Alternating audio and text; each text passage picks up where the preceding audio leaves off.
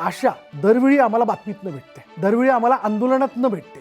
तिच्या मेहनतीला प्रशासनाकडनं हवा तो मिळताना स्वरूपात न्याय मिळालेला नाही. हा विषय पुढे आणावा असं तुला का वाटलं? की कोविडचा काळ होता, सगळं बंद होतं आणि आपण चॅनलसुद्धा आपण वर्क फ्रॉम होम असं सगळं काम करत होतो. फक्त काही ठराविक लोक आपल्याला बाहेर दिसत होते, जसे डॉक्टर्स असतील, पोलीस असतील, सुरक्षा कर्मचारी, आणि त्यांच्यासोबत एक व्यक्ती होती, ती म्हणजे आशाताई. मी आजपर्यंत ह्या गावात कुणाची तरी सून होती, कुणाची तरी बायको होती, कुणाची तरी मुलगी होती, असं पहिल्यांदा होतं मला हे काम केल्यानंतर, की मला माझी स्वतःची ओळख झाली. आशांची कथा ही मोठ्या पडद्यावर येणं का गरजेचं आहे? तर समाज प्रबोधनाचं एक मोठं माध्यम जे आहे, सशक्त माध्यम, दृकश्राव्य माध्यम आहे. तिच्याकडे बघण्याचा जर दृष्टिकोन जरी बदलला समाजामध्ये, ती जर कुणाच्या दारात गेली तर तिला ग्लासभर पाणी देणार की नाही, हिचं काम खूप मोठं आहे. तरी मला वाटतं की फार काही समाज बदल वगैरे नाही, पण तो एक छोटासा जरी बदल झाला तर आमच्यासाठी ती मोठी गोष्ट असेल. तुझी आई पण शिक्षिका आहे ना, बरोबर ना? हां. तू एक आशाची भूमिका करते, आईची काय रिॲक्शन होती? तिने जेव्हा आशाचं आपलं पहिलं पोस्टर आलं आणि मी तिला दाखवलं, तेव्हा ती एवढंच म्हटली, अगं माझ्यासारखीच दिसते. खरं तर ते एका बाईची गोष्ट आहे. सून असणं, बायको असणं, मैत्रीण वेगवेगळ्या असणं. भूमिकांमधून तो त्या आशाला इतके छान लेअर दिलेत आणि तिचं आयुष्य इतकं छान त्यांनी ते दाखवलंय की सामाजिक स्तरावर पण ती कसं काम करते आणि घर पण कसं सांभाळते. तर त्याचा समतोल त्या कथेत इतका छान ठेवला होता. तर मला असं वाटलं की हो, हे चालून आलंय तर करायला हवं. कुटुंबातली लोक सोबत असल्याशिवाय हे ते काम ते करू शकत नाही. घरातला कणा म्हणून तू या ठिकाणी उभा राहिलायस. खूप पुढे गेलो वगैरे सगळं म्हणतो, पण तरी स्त्रियांना त्या सगळ्या गोष्टी सहन कराव्या लागतात अजूनही. आणि तिथे जर कोणी सपोर्ट करायला असेल तर फक्त नवरा असतो. आशा म्हणजे घराचा उंबरठा बाहेर पडणारी प्रत्येक बाई. म्हणजे ती घरासाठी घराबाहेर पडते, काम करण्यासाठी पडते आणि तिला असंख्य अडचणींचा सामना करावा लागतो. ग्रामीण भागात हे काम आशा, अंगणवाडी किंवा शिक्षिका करतात. पण शहरातल्या पण ना, डोंबिवलीतनं काही स्त्रिया येतात रोज सकाळी, त्या लोकलमधनं प्रत्येक इथे स्त्रीमध्ये आशा पोहोचतात. आहे. प्रत्येक स्त्रीमध्ये आशा आहे, मग ती प्रत्येक स्त्रीमध्ये. कुठलाही रोल करू देत. कशी असते आशा टाळी? आशा टाळी. नमस्कार, मी विशाल परदेशी. मंडळी, आज आपण अशी एक गोष्ट जाणून घेणार आहोत, जी गोष्ट आहे एका जिगर कहाणीची, एका जिगर असणाऱ्या व्यक्तीची. ती एका समूहाची गोष्ट आहे. मंडळी, गावगाड्याची सगळी व्यवस्था लक्षात घेता त्यातला प्रशासकीय व्यवस्थेतला एक महत्त्वाचा कणा आहे, ते म्हणजे आशा वर्कर. ही गोष्ट आहे आशा वर्करची, तिच्या संघर्षाची. आणि अर्थात ती गोष्ट मांडलेली आहे दिग्दर्शक दीपक पाटील यांनी. आपल्याबरोबर रिंकू आहे, आपल्याबरोबर सायंकिते आणि आपल्याबरोबर दैवता, निर्माता म्हणून या ठिकाणी तू या पाठीमागे ती उभी राहिलेली आहे. अशी सगळी मंडळी आज आपल्याला एक गोष्ट सांगणार आहे आणि तीच गोष्ट जाणून घेण्याकरता इथे आपण जमलेलो आहोत. दीपक, मला आनंद या गोष्टीचा आहे. सुरुवात तुझ्यापासून करतो, कॅप्टन ऑफ द शिप, की गेल्या चित्रपटाच्या वेळी आपण भेटलो होतो, त्यानंतर बराच मोठा कालावधी केला, तो वेगवेगळ्या पातळ्यांवरती काम करत होता. पण मला कौतुक या गोष्टीचं वाटलं की ही आशा दरवेळी आम्हाला बातमीतनं भेटते, दरवेळी आम्हाला आंदोलनातनं भेटते. आजही तिच्या मेहनतीला तुलनेने प्रशासनाकडनं हवा तो मिळताना स्वरूपात न्याय मिळालेला नाही आहे. हे आम्ही कायम आमच्या बातमीतनं सांगत असतो. पण हा विषय पुढे आणावा असं तुला का वाटलं? थँक्यू विशाल, खरंच हा फार महत्त्वाचा प्रश्न विचारल्याबद्दल. खरं आहे हे, म्हणजे आशाचा जेव्हा पण संदर्भ येतो तेव्हा आपल्याला नेहमी त्यांचं आंदोलन किंवा त्यांचा मेहताना ह्याच विषयावर येतं. पहिल्यांदा असं होतं आहे की किंवा तुम्ही गुगल जरी केलं तरी तुम्हाला त्या सगळ्या अडचणी आणि ह्या सगळ्या दिसतील. पण भारतभरात आशाची स्कीम आहे, नुसती महाराष्ट्रात नाही आहे. आणि त्यांच्यावर साधी एक डॉक्युमेंटरीसुद्धा आजपर्यंत बनलेली नाही. बिलकुल नाही. मी थोडा पास्टमध्ये जाईल आणि मला आठवतं की कोविडचा काळ होता, सगळं बंद होतं आणि आपण चॅनलसुद्धा आपण वर्क फ्रॉम होम असं सगळं काम करत होतो. त्यावेळी मी गावाकडे गेलो आणि गावी सगळं शांत असताना फक्त काही ठराविक लोक आपल्याला बाहेर दिसत होते, जसे डॉक्टर्स असतील, पोलीस असतील, सुरक्षा कर्मचारी, आणि त्यांच्यासोबत एक व्यक्ती होती, ती म्हणजे आशाताई. म्हणजे सगळं गाव सुमसाम असायचं आणि ब्लू साडीमध्ये किंवा गुलाबी साडीत एक बाई जायची आणि ती घरोघरी नोंद घ्यायची की किती आहेत तुमच्या घरी, आता बरं झालं आहे का, ती सगळी नोंद असायची. आणि ती नोंद एकत्र केल्यानंतर मग आपल्याला मीडिया थ्रू ते आकडे कळायचे की ह्या गावात इतकं इतकं आहे. तर त्यावेळी ते प्रचंड कुतूहल वाटतं, म्हणजे स्वतःच्या जीवाची बाजी लावून असं कोणीतरी बाहेर जातं आणि त्याच्यामुळे आपल्याला माहिती मिळते. ह्या गोष्टीचं कुतूहल होतं. आणि मग त्यातनंच त्याच्यावर थोडासा रिसर्च करायचा प्रयत्न केला. मग आशाताई असतील, अंगणवाडी सेविका असतील किंवा खिचडी करणाऱ्या ताई असतील, या सगळ्यांच्या बाबतीत बऱ्याच ठिकाणी गेलो, वेगवेगळ्या गावात त्यांच्याशी बोललो, ऐकलं त्यांचं. पण मग मधल्या काळात काय झालं, योगायोगाने जे आपले निर्माते आहेत दैवता पाटील, त्यांची NGO आहे आणि त्याच्या अंतर्गत ते आशांसाठी काही शिबिरं घेत असतात. तर त्यांनी ते उत्तर महाराष्ट्रात एका छोट्याशा गावात जवळपास 150-200 आशा एकत्र आलेल्या आणि त्यांचं त्या शिबिर घेत होत्या. योगायोगाने मी त्यांच्या सोबत गेलो आणि तिथे बघितलं तर त्या आशा त्यांचे अनुभव सांगत होत्या वेगवेगळ्या. तर त्यात एक 20-21 वर्षाची आशा होती, नुकतंच लग्न झालेली, तिच्या डोळ्यात असे एकदम स्पार्क होते आणि ज्या पद्धतीने ती तिचं काम सांगत होती ना, ते असं वाटलं की यार ये तो हिरोईन आहे. म्हणजे तिचं एक वाक्य मला आजही लक्षात आहे आणि अंगावर काटा येतो ते ऐकल्यानंतर, की मी हे काम ना सर पैशासाठी नाही करत. मी आजपर्यंत ह्या गावात कुणाची तरी सून होती, कुणाची तरी बायको होती, कोणाची तरी मुलगी होती. असं पहिल्यांदा होतं मला हे काम केल्यानंतर, की मला माझी स्वतःची ओळख झाली. कोणी गावातलं मला ए आशा किंवा आशाताई कुठे चालल्या असं म्हणून ओळखतात. आणि मग म्हटलं अरे ही इतकी ओळखीची जर अशी गोष्ट असेल तर ही पडद्यावर का नको यायला. आणि मग त्या दृष्टीने तो सगळा प्रवास सुरू बढिया, 100 पैकी 100 मार्क. कारण हा घटक खरं तर मोठ्या पडद्यावरती येणं फार महत्त्वाचं होतं. पण तो घटक आणि त्यातली भूमिका करण्याचं काम रिंकूनी केलेलं आहे. आज ना सैराटबद्दल प्रश्न ना कुठल्या याच्याबद्दल प्रश्न खरंच नाही विचारायचे. कारण मी एक सांगू, मी जेव्हा तुला बघितलं, जमीन आसमानाचा फरक पडला आहे. मी त्यानंतर पुलाखालनं बरंच पाणी वाहून गेलेलं आहे. बऱ्याच वेळेस असं होतं की नायक नायिका बरीचशी लोक पडद्यावरती येतात, पण नंतर ती ठराविक भूमिकांमध्ये दिसतात, पण नंतर दिसतच नाही. असं दुर्दैवाने होतं. पण ते तुझ्या बाबतीत तू सातत्य राखलं, वैविध्य राखलं. तू सगळ्यात पहिल्यांदा, म्हणजे भूमिकेबद्दल तर मी विचारेल, काय आठवतं सगळ्यात पहिल्यांदा आशा केव्हा बघितली होती, काय आठवण येत? लहानपणी अगदीच मला माहिती नाही, मी 3रीत 2रीत वगैरे असीन तेव्हा आम्ही जिथे राहायचो तिथे अंगणवाडी होती.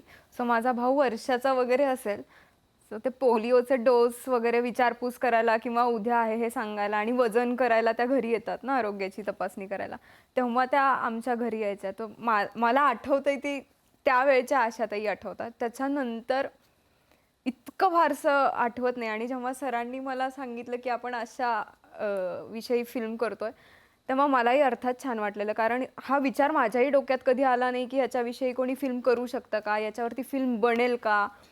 पण नंतर कळलं की आपल्या महाराष्ट्रात वेगवेगळ्या भागात कितीतरी आशाताई आहेत ज्यांना कधी आपण गृहीतच धरत नाही किंवा ते जितकं मोठं काम करतात त्याची पावती आपण त्यांना कधीच देत नाही. खरं. तर त्याच्यामुळे मला असं झालं की फिल्म मार्फत आणि माझ्या मार्फत जर हे प्रत्येक घरोघरी जाणार असेल आणि त्यांच्या कामाचं महत्त्व लोकांना कळणार असेल तर करायला हवं.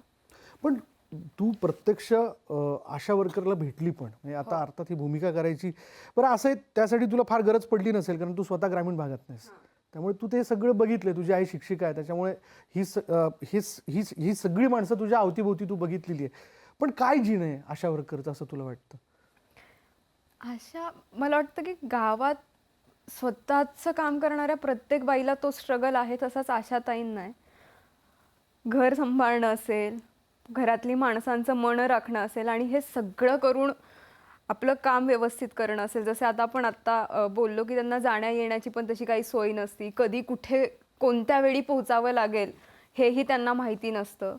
मला एवढंच आवडतं की एवढ्या सगळ्यात पण त्यांच्या कामावरती इतकं प्रेम असतं आणि ते इतकं कामाशी प्रामाणिक राहतात ना. तर मला वाटतं हे सगळं सांभाळून आपलं अस्तित्व टिकवणं आणि आपलं कामातलं सातत्य कायम ठेवणं हे खूपच त्यांच्याकडून शिकण्यासारखी गोष्ट आहे. नाही, पण मुळातच समर्पण ही भावना स्त्रीचा स्थायी स्वभाव आहे, मूळ स्वभाव आहे. आणि तोच खरं तर ती आशा म्हणून काम करताना तिच्या कामामध्ये तो भाव ती टाकताना दिसते. पण यात सगळ्यात महत्त्वाचा विषय असतो, जसं ही म्हणाली, बऱ्याच वेळेस आम्ही ज्यावेळेस CSTला जातो, CSMTला, तर आंदोलनाच्या अगोदर तुम्हाला सारख्या साड्या घातलेल्या त्या महिलांची सगळी गर्दी दिसते. पण वेगवेगळ्या गावातनं या महिलांनी इथे आंदोलनासाठी येणं किंवा आपल्या मागण्या मांडण्यासाठी इथपर्यंत येणं, कुटुंब कुठेतरी ठेवून आलेले असतात. कुटुंबातली लोक सोबत असल्याशिवाय हे ते काम ते करू शकत नाही. मला असं कळतंय घरातला कणा म्हणून तू या ठिकाणी उभा राहिलायस, होय की नाही? काय नेमकी भूमिका म्हणजे एक सिच्युएशन अशी आहे की सगळेच तिच्या विरोधात जातात आणि तेव्हा हा नवरा तिच्या बाजूने उभा राहतो आणि तिला सपोर्ट करतो की तू कर, मी आहे तुझ्यासोबत, कोणी तुला काही नाही बोलणार. सो खरं तर आत्ताच्या काळात सुद्धा मी बघतोय आपण खूप पुढे गेलो वगैरे सगळं म्हणतो, पण तरी स्त्रियांना त्या सगळ्या गोष्टी सहन कराव्या लागतात अजूनही. आणि तिथे जर कोणी सपोर्ट करायला असेल तर फक्त नवरा असतो. म्हणजे हे प्रेम प्रकरण सगळ्याचं जेनझी आणि सगळं जे आहे, पण मला वाटतं त्याच्या पलीकडे जाऊन स्त्रीला एक व्यक्ती म्हणून बघितलं पाहिजे. फिमेल मेलचा संबंध नाही आहे. म्हणजे मी जर बाई असतो तर हा स्ट्रगल मी केला असता का? किंवा मी सहन केलं असतं का? म्हणजे मी दुसऱ्या घरी जाऊन मी राहतोय आणि तिथली नवऱ्याची आई किंवा कोणती मला बोलतीये, तर मी सहन केलं असतं का? मग तुमची बायको जेव्हा काही बोलते किंवा हे करतं, मग ते कसं काय तुम्ही ओपोज करता की नाही ना माझ्या आईला काही बोलायचं नाही किंवा काय असं. सो हा विचार प्रत्येक पुरुषाने केला पाहिजे असं मला वाटतं. आणि एक स्त्रीला स्त्री म्हणून न बघता एक व्यक्ती म्हणून जर बघितलं तर खूप आपण समजून घेऊ त्यांना. वा. पण यामध्ये दैवता स्वतःची तुझी एक NGO पण आहे, जसं दीपक म्हणाला. मी प्रेक्षकांना ओळख करून देतो मंडळी. निर्मात्या ज्या आहेत त्या पाटलांच्या घरातल्याच आहेत. हां, त्या त्यांच्या सौभाग्यवती आहेत. त्याच्यामुळे ह्या व्यक्तीच्या या विषयाला आर्थिकदृष्ट्या आपण सपोर्ट करावा, निर्माता म्हणून उभं राहावं, हे धाडस का करावं असं वाटलं?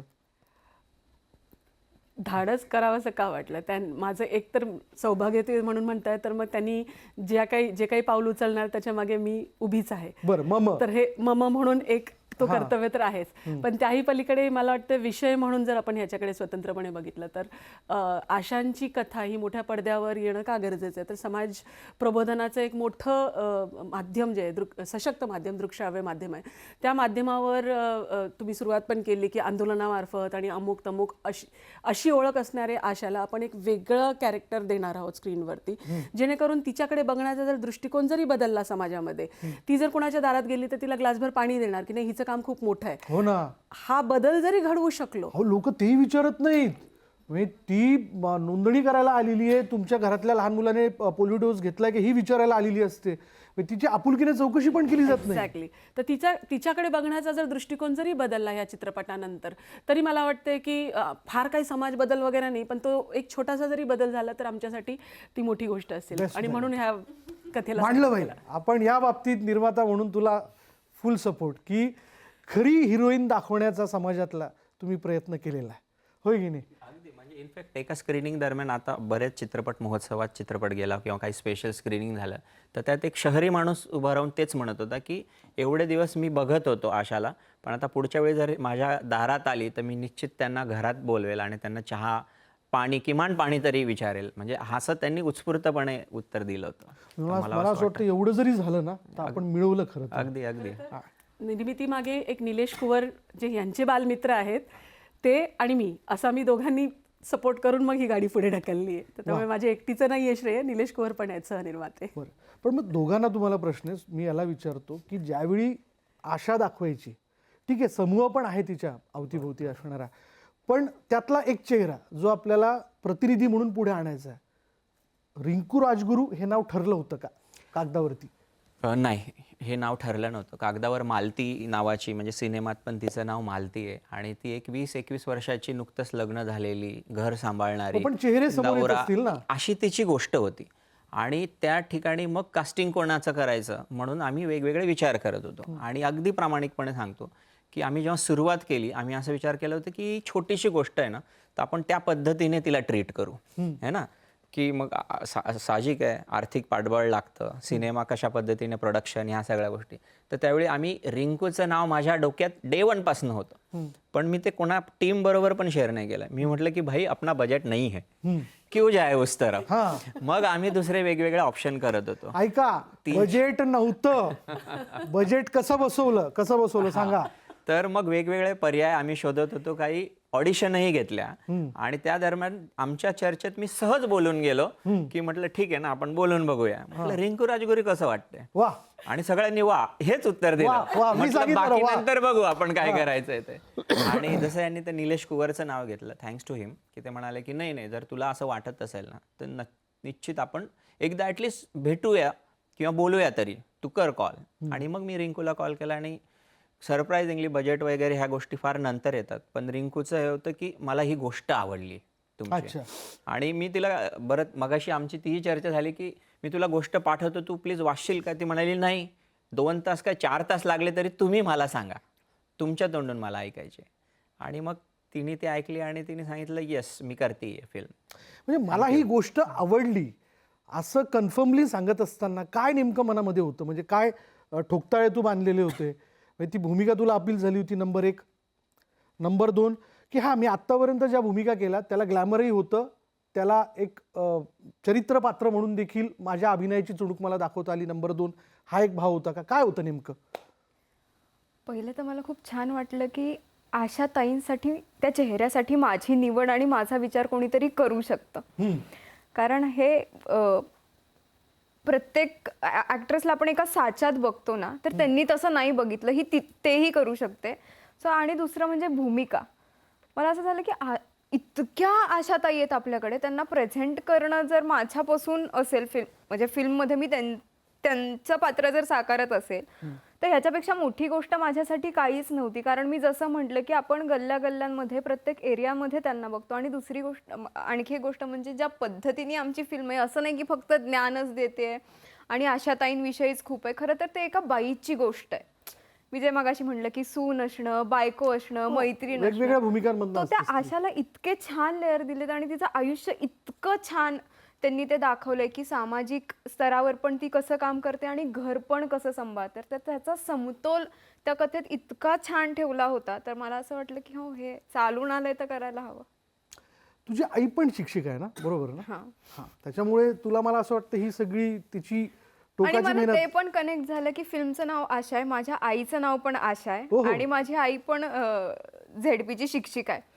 तर मी हे सगळं जवळून बघितलंय की सरकारसोबत काम करणं असेल, शाळा शिकवणं असेल, त्यांच्या बाकीच्या गोष्टी सांभाळणं असेल आणि सोबत आम्हाला सांभाळणं, घर सांभाळणं, तिची धावपळ आणि तिचा तो स्ट्रगल आम्ही बघितला. आणि छोट्या गावात मग तेच की काही लोक विरोध करतात, जसं हा मालतीसाठी आहे, तसे माझे पप्पा माझ्या आईसाठी कायम उभे आहेत की तुला आवडतंय तर तू कर, कोणाचा विचार नको करू. त्याच्यामुळे ह्या सगळ्या गोष्टी मला खूप जवळच्या होत्या ते करताना. म्हणजे सुरुवातीचा कॉल जेव्हा केला होता ना, तर रिंकू माझ्याकडे तिचा नंबर नव्हता, तिने कॉल केलेला आणि ट्रू कॉलरवर आशा असं नाव आलं. आणि मी म्हटलं अरे हे किती सुंदर योगायोग आहे. आणि मग रिंकूला विचारलं, तिने म्हणलं मी आईच्या फोनवरून फोन करते.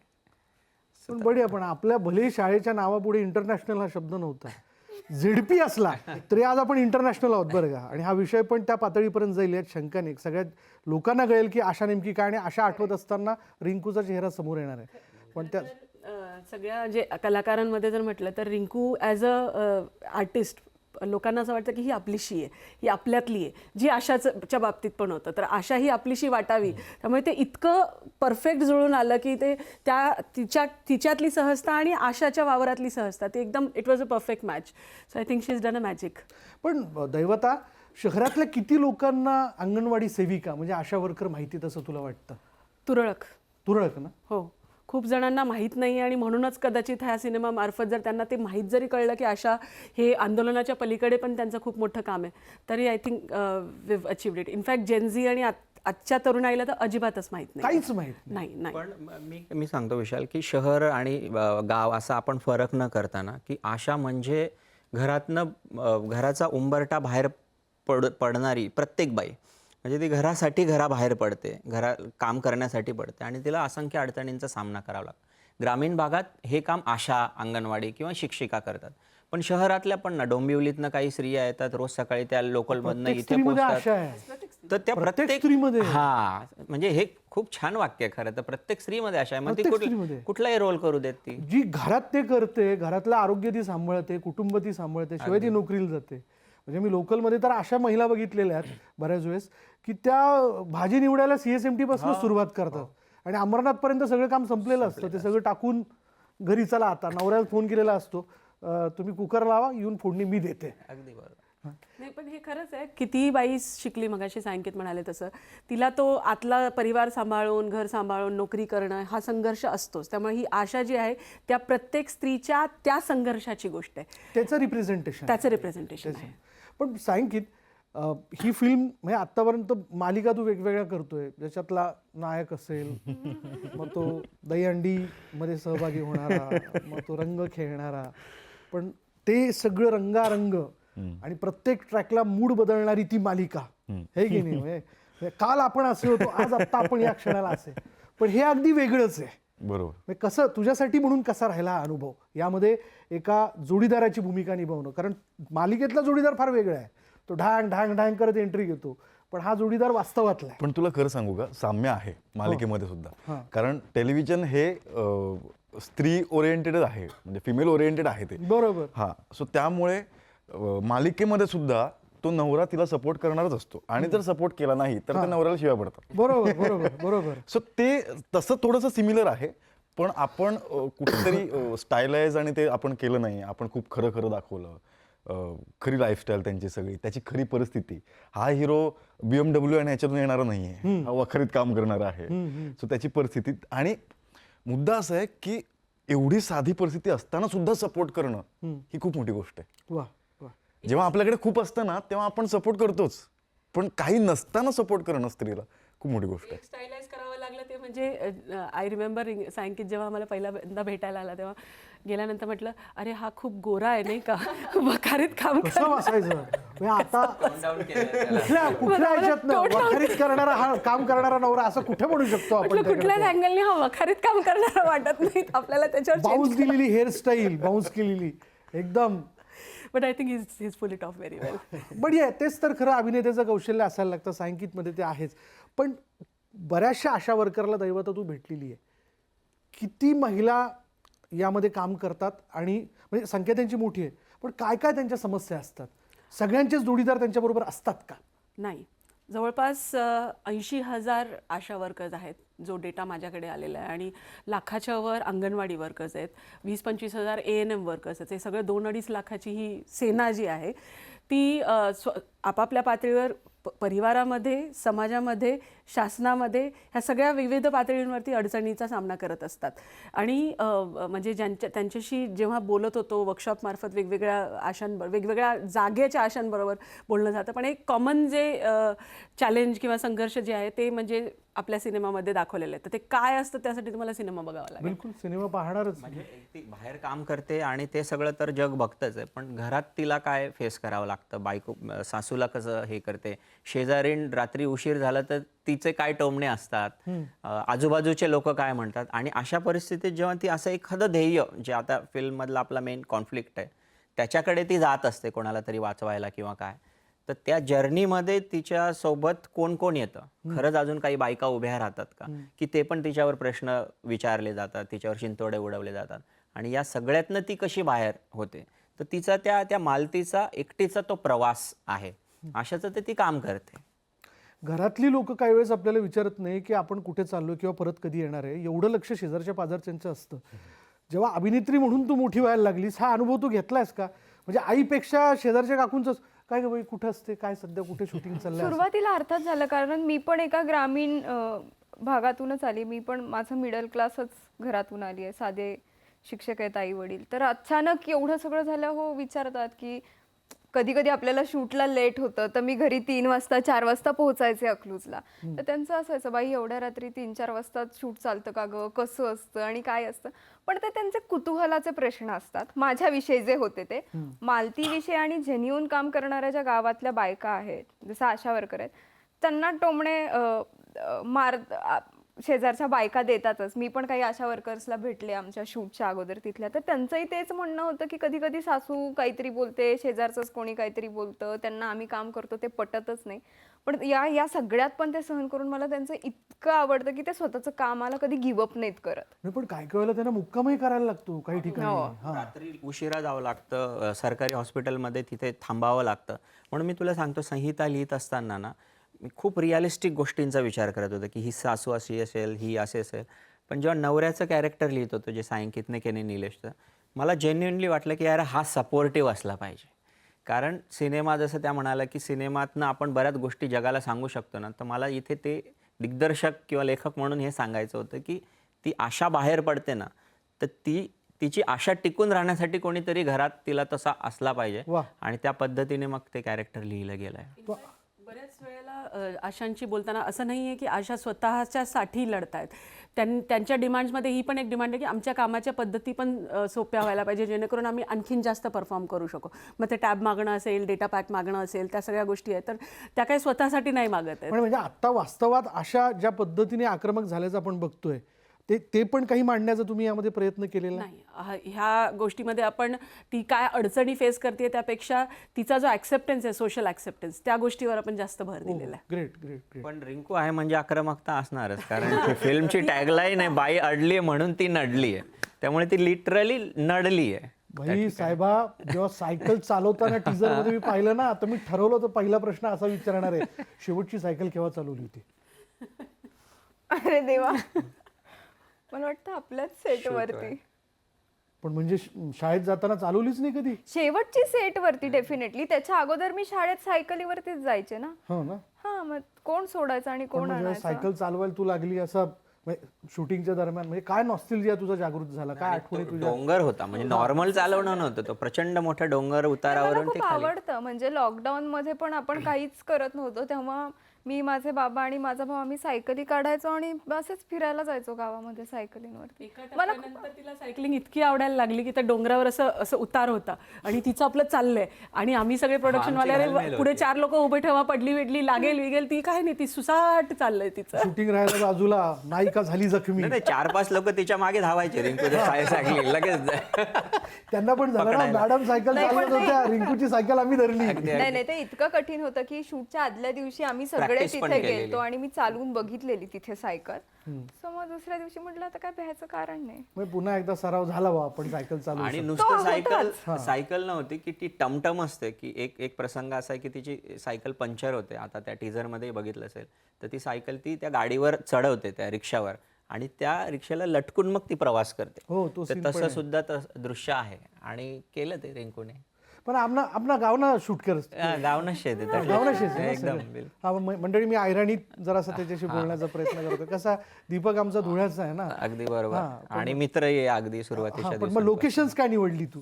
हे पूर्ण साक्री तालुक्यात शूट केलेलं आहे. वा. आणि तिथे ना अशी बरीच गावं आहेत जिथे 100 वर्ष जुनी घर आहेत आणि सगळी लाकडी घर आहेत एका लाईनीत. म्हणजे 3-4 गावं मिळून आम्ही चित्रपटातलं एक गाव बनवलंय. पण याचं एक वेगळेपण मी हे सांगेल की बऱ्याचदा मराठी चित्रपट, कोकण सुंदर आहेच आणि आपण खूपदा बघितलंय किंवा पश्चिम महाराष्ट्रात काय शूट झालं, हे पहिल्यांदा जिथे आम्ही शूट केलंय ना, धुळे जिल्ह्यातल्या साक्री तालुक्यात, हे पहिल्यांदा तिथे कुठला तरी चित्रपट शूट झाला आहे. त्यामुळे व्हिज्युअली ते निश्चितच वेगळं आहे. म्हणजे मगाशी आम्ही चर्चा करत होतो की वर्ल्ड सिनेमा आपण म्हणतो की एखादं कुठली तरी एक जागा असते, तिथलं गाव असतं, तिथले छोटे छोटे पात्र असतात, त्यांची गोष्ट असते. तर अशाद्वारे हे व्हिज्युअली सुद्धा तुम्हाला बघायला मिळेल. वा वा. पण दीपक, असे विषय खरं तर पुढे यायलाच पाहिजे. समाजातली हे जे घटक आहेत, जे खऱ्या अर्थाने नायक नायिका असतात, पण त्यांना पडद्यावरती आणणं कथेच्या स्वरूपात, ही फार मोठी गोष्ट आहे. पण याही व्यतिरिक्त म्हणजे हा सिनेमा यशस्वी होईल याबद्दल मित्र म्हणून आम्ही शुभेच्छुक आहोतच. लोकांना तो आवडेल याबद्दलची देखील खात्री मी या ठिकाणी व्यक्त करतो. पण आणखीन काही विषय डोक्यात आहे जो भविष्यात तुला पुढे आणावासा वाटतो? निश्चितच आहेत. एक नाही आहे, बरेच विषय आहेत आणि सतत कामही चालू असतं. फक्त माझ्या कामाची पद्धत अशी की मी जेव्हाही सिनेमा करेल ती गोष्ट माझी असेल. म्हणजे मला खूप दरवर्षी चित्रपट निघाला नाही तरी चालेल की आपल्याला काहीतरी सुचतंय, मग आपण त्याच्यात रमतोय आणि ते प्रोजेक्ट नसून पॅशन. तर त्या पद्धतीने आहेत ठरवला काही असा एखादा गोष्टी. विषय, काही अशी वन लाईन त्यातली? विषय बऱ्याचदा सुचल्यानंतर मी यांच्याकडे बाउन्स करतो आणि उत्तर असं येतं की दरवेळी तुला स्त्री पात्रच प्रमुख भूमिकेत दिसतं की काय, किंवा याला सोशल रिलेव्हन्सच असतो की काय. तर कदाचित ते तशा पद्धतीचे जडणघडणीतनं आलं असेल. हा जो हिरो आहे ते खरं तर तेच स्वतः ते character असतात.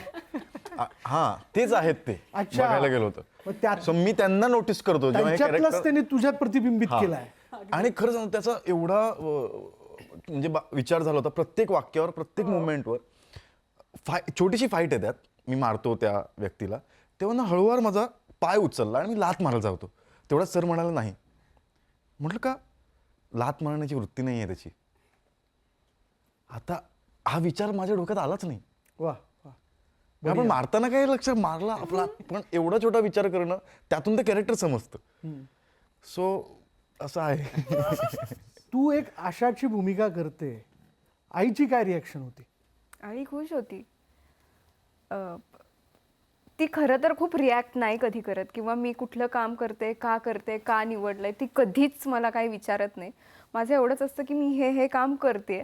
तिने जेव्हा आशाचं आपलं पहिलं पोस्टर आलं आणि मी तिला दाखवलं तेव्हा ती एवढंच म्हटली, अगं माझ्यासारखीच दिसते. सो मला ते इतकं छान वाटलं आणि ती खूप खुश होती की असं काहीतरी काम करते की ज्यांना आपण रोज बघतोय आणि सगळ्यांना ते आवडतंय आणि ती आपलीशी वाटते.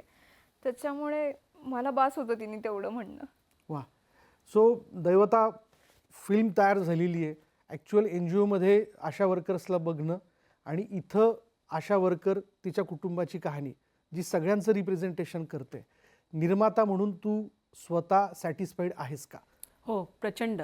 इनफॅक्ट मी मगाशी म्हणत होते की तिच्यातली सहजता, निलेशच्या असण्याची सहजता आणि दिग्दर्शक म्हणून दीपकची जी स्टोरी टेलिंग स्टाईल आहे ती आसपासच्या जगण्याची गोष्ट सांगण्यात त्यांना जास्त इंटरेस्ट असतो. तर ते कुठेही त्याला ओव्हरटोन करणार नाही, कुठेही ते फार असं लाऊड वाटणार नाही, असं वाटतं की आपल्यासमोरच हे घडतंय. तर ते करण्यामागे आय थिंक पूर्ण टीमला खूप यश आलेलं आहे आणि मला वाटतंय की प्रेक्षकांनाही ती आशा खूप भावेल.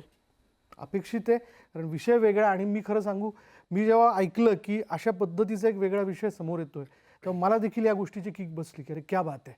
हे पत्रकार म्हणून या सगळ्यांचं जीणं आपण महाराष्ट्रावर बघितलेलं आहे आणि प्रत्यक्ष पडद्यावरती हे मांडण्याचं तू काम करतोस त्याबद्दल कौतुक वाटलं मला. जाता जाता सगळ्यांना एक कॉमन प्रश्न विचारतो. मी पाहिलेली आशा, तुला आठवणारी पहिली आशा जेव्हा तुला कळलं की आशा वर्करचं एक काम असतं, तू तुझ्या गावात पाहिलेली आशा? मी मगाशी जी सांगितली ना तीच आशा. इनफॅक्ट मी काही दिवसानंतर तिला मीडियासमोर सुद्धा आणणार आहे की ज्या पद्धतीने त्या शिबिरामध्ये तिने पूर्ण प्रवास सांगितला होता रात्री, की एक बाई अडली होती आणि तिला हॉस्पिटलमध्ये दाखल करायचं होतं. त्या पूर्ण रात्रभरचा जो प्रवास होता ना त्याचा ग्राफ असा होता की म्हणजे गावातनं निघाली, संध्याकाळची एस टी पकडली, ती एस टीमध्येच बंद पडली, त्यामुळे आम्हाला टमटममध्ये जावं लागलं, तिथनं अजून दुसऱ्या गाडीत, मग पहाट उजाडता मी तिथे गेली आणि तिथे कसं काय काय झालं. तर मला ती आजही लक्षात आहे आणि इनफॅक्ट मला ती लिहित असताना तीच डोळ्यासमोर होती. तू वेगवेगळ्या आशा वर्करला भेटलीस, त्यांच्या समस्या तू जाणून घेतल्या. एखादीने एखादा किस्सा सांगितला असेल तुला की मी या ठिकाणी काम करत होते, मग असा प्रसंग उद्भवला, मग तिथे आम्ही अशा पद्धतीने काम केलं. लक्षात राहिलेला असा किस्सा? नाही, मला किस्सा असा नाही आता तितका कुणाचा आठवत, किंवा कारण तुला तितकं अपील झालेली आशा सगळ्या गर्दीमधली, जसा याने एक चेहरा सांगितला. नाही, मला सगळ्याच बोलत होत्या पण असं इतकं नाही सांगितलं की एक किस्सा त्याचा हवा, असा किस्सा नाही सांगितलं. ते फक्त त्यांची कामाची प्रोसेस सांगत होत्या. मला एकच गोष्ट आठवते आणि ती मला आवडलेली की एक दिवस ते जे काम करतात ना त्यांच्यासोबत मी त्यांचं काम करायला गेलते.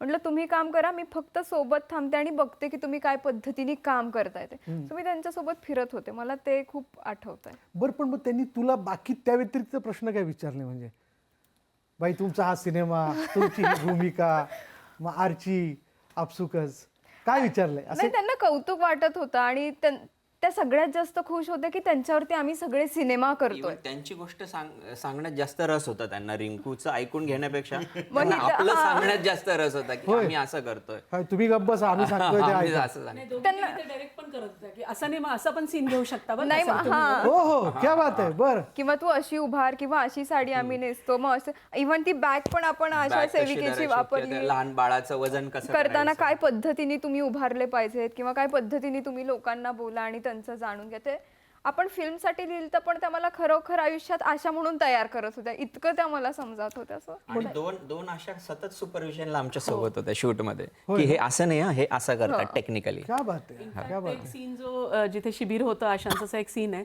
तर त्याच्यामध्ये ते टीबी मुक्त भारतचं एक काहीतरी आहे. त्यामध्ये ऑफकोर्स स्क्रिप्ट लिहिताना आपण सगळी स्क्रिप्ट नाही घेत, त्यातले 2-4 निवडक वाक्य घेतो. तर त्या ज्या गट प्रवर्तक होत्या त्यामुळे नाही मॅडम, नाही सर, ही चुकीची माहिती आहे, असं नाही, ह्या फ्लोमध्ये आलं पाहिजे. आणि ते सतत म्हणजे छोट्या छोट्या गोष्टी, इनपुट्स, मग अगदी डिलिव्हरी टेबल पासून तिथे ते सगळ्या आपण गोष्टी. हे पण शिकलो ना, त्यांची टाळी वाजवायची हो. पण एक आशा आशा टाळी.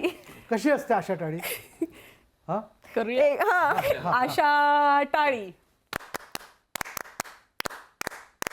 फुले फुले हा, फुले.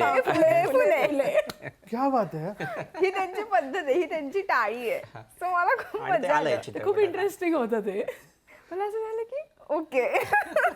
पण कुणी असं चुकून काही असं म्हणजे असा प्रश्न विचारायचा, मॅडम तुम्ही स्वतःला कसे मेंटेन ठेवता, किंवा असं थोडं खाजगी आयुष्यात डोकावण्याचा त्यांचा प्रयत्न असतो ना, नाही. मॅडम तुम्हाला कुठला हिरो आवडतो का, असे काही प्रश्न विचारले? नाही नाही नाही नाही, ते आम्ही अशा विषयीच खूप बोलत होतो आणि ते त्याच विषयी मला सगळं सांगत होत्या. मी त्यांना इकडे सरकूच नाही दिलं ह्या विषयांकडे. फार फोकस्ड ठेवलं होतं याचा अर्थ तू. वा वा, क्या बात मला आहे. वाटत नाही रिंकू बाबतीत असं कोणी कधी विचारेल, कारण तिचा स्वभाव किंवा तिचं कामाकडे खूप फोकस असते ती. होय ना, इतर प्रश्न येतच नाही. पण एक आहे की महाराष्ट्र ज्या पद्धतीने रिंकूवर प्रेम करतो ना, तो जागोजागी आम्हाला दिसला. म्हणजे आता जर तुम्ही BTS काढून बघितलं शूटिंगचं, तर एक शूटिंगचा क्रू एक 50-60 लोकांचा एकीकडे काम करतोय आणि पाठीमागे जर कॅमेरा फिरवला की अख्खं गाव जमा झालेलं आहे रिंकूला बघायला. हिरोईन आली, हिरोईन पूर्ण, आली, हिरोईन पूर्ण. आली. मग आपल्याकडे खानदेशात ते एक फार मोठं कुतूहल असतं. कुतूहल सगळीकडेच असतं म्हणा. मला नाही, एक सगळ्या आठवतंय फक्त, आपण एका घरात थांबलेलो ना, तर त्या आजींना फक्त कोणीतरी सांगितलं की इथे शूट करतायत आणि आपलं देवीचं गेटअप ते नाही का त्याच्यामध्ये मी आत बसले. हा, कानबाई पण दाखवली. कानबाई दाखवली. कमाल आहे, हो. क्या बात आहे यार. पहिल्यांदा कानबाई आली वा कुठल्या वा चित्रपटात. वा. तर त्या सोहळ्यात आपण सगळे तयार होऊन बसलो ना आणि मी आत गेले आणि मी बसले सगळे लोक.